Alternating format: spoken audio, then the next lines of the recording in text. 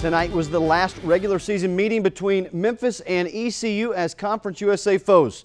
Would the Pirates send the Tigers out on a sour note? Coach Lebo's team has yet to lose back-to-back games all year. Ty Armstrong had a big night, had a jam right here. Then Miguel Paul, nice move in the lane, shifting the ball away from the defender. Scrappy type of game, and Armstrong would end up finishing this playoff with 2 of his 19 points on the night. Adonis Thomas, a force inside for the Tigers with the slam right there. How about Paris Roberts-Campbell, the crazy move there for his only basket of the night. Got the band fired up. Lots of athleticism on the court tonight. Maurice Kemp right there, then Memphis the other way. And a couple of guys that know about athleticism. Chucky Brown on the left and Gene Banks on the right. ACC legends doing some scouting tonight. And you can bet that this play made it in their report. A little slam by Space Cowboy, Maurice Kemp. But ECU had 10 turnovers on the night, and they would prove costly because that would give the Tigers a chance to run, and when they get out and run, they know how to finish. Jackson there with the layup.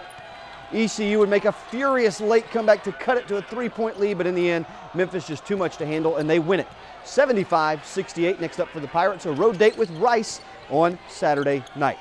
Some other scores of interest: Duke wins at Wake thanks to 32 points from Mason Plumlee, and the Spurs having their way with the Bobcats. San Antonio leads 94-77 in the fourth.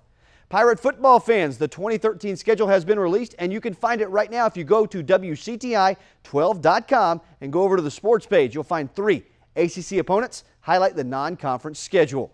The ECU baseball program garnering a little bit of respect this preseason.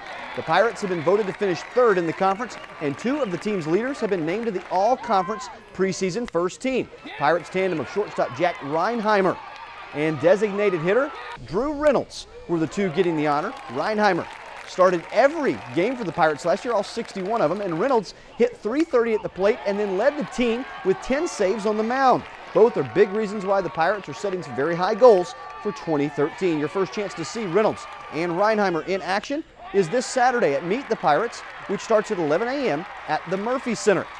Scary moment last night for the Tar Heels. P.J. Hairston had to be carted off the floor on a stretcher after suffering a concussion after taking a hard shot on this play from Dexter Strickland. You can see he hits Strickland and then he snaps the back of his head into the floor. The Tar Heels' 3rd leading scorer was having a great night, hitting all 4 of his 3-point attempts before leaving the game. He did tweet later in the evening that he was grateful for the support and that he only had a very, very bad headache. We'll keep a close eye to see if Hairston is ready for Saturday's matchup against New Bern native Christian Beyer and the Virginia Tech Hokies, but the school did list him as doubtful earlier today.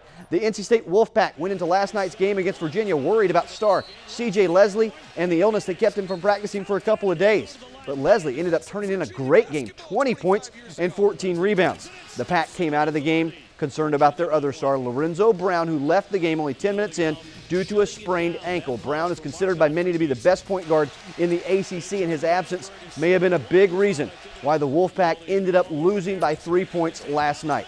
No word yet on the severity of the injury. The Pack is hosting first place and undefeated Miami on Saturday afternoon, and having Brown would dramatically improve their chances of upsetting the Canes. Miami looking for the triangle trifecta after already beating North Carolina and Duke this season. That's all for sports. More with Brian and Jamie after the break. You're watching Fox Eastern Carolina News.